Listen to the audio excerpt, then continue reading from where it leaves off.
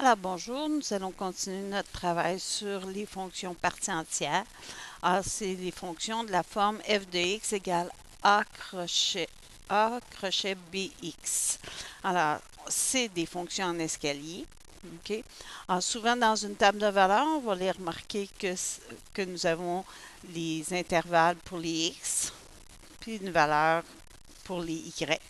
Bon, si on regarde, on peut compléter notre table de valeurs. Ici, on regarde, on a toujours une différence de 4.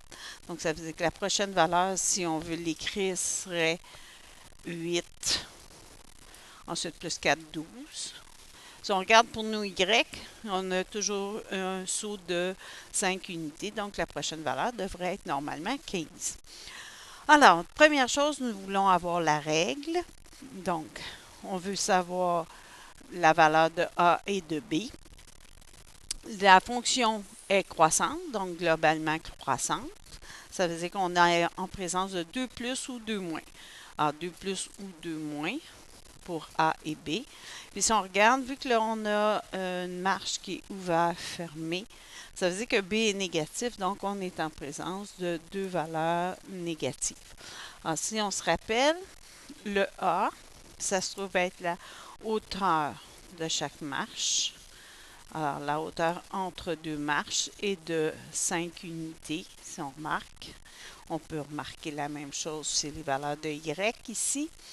Il y a toujours une différence de 5. Le petit b se trouve à être, dans le fond, correspondre à l'inverse de la longueur de la marche. La marche a une longueur de 1, 2, 3, 4. Donc, ça veut dire que b sera donc un quart. Toujours l'inverse. Donc, si on considère la règle, on va avoir y égale.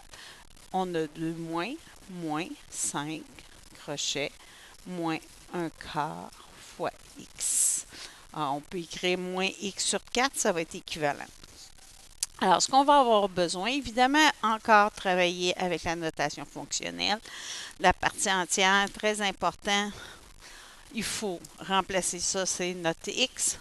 Donc, dans la règle, moins 5 crochets, moins 1, moins 101,1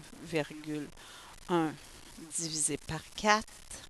Alors, il faut effectuer le calcul à l'intérieur du crochet, ce qui va donner moins 25,275.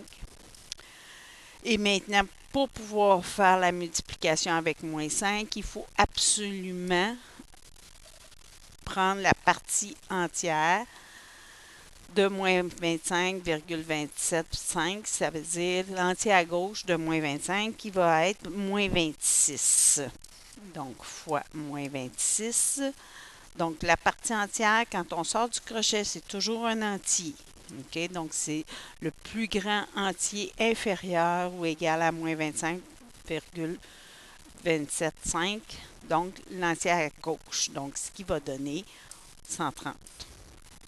De la même façon, on pourra vous demander de trouver la valeur de x quand vous avez une valeur de y. Et là, étant donné que les x, ce sont des intervalles, donc il va falloir trouver cet intervalle-là au départ. Donc, en premier, on a moins 355 qui est égal à notre règle, moins 5 crochet, moins x sur 4. On va en premier isoler le crochet, donc on va diviser par moins 5, qui va donner 71, qui est égal au crochet moins x sur 4. Alors, on vérifie, mon crochet est bien égal à un entier, ça veut dire qu'on peut continuer à isoler sans s'occuper du crochet. Donc, ça veut dire qu'on va avoir 71 qui est égal à moins x sur 4. Donc, ici, le moins 4 ici, on va l'envoyer de l'autre côté, il va devenir multiplié, on va être rendu à moins 284 qui va être égal à x. Donc, ce qu'on vient de trouver, c'est le point plein. Donc, notre point plein, notre marche pleine, OK, c'est moins 284. Nous avons des marches qui sont ouvertes, fermées. La longueur de chacune des marches, on le dit, elle était de 4. Donc, ça veut dire qu'en s'en allant à gauche, il faut soustraire moins 284, moins 4, qui va faire moins 288. Ça veut dire que nos x appartiennent à l'intervalle ouvert de moins 288 à moins 284.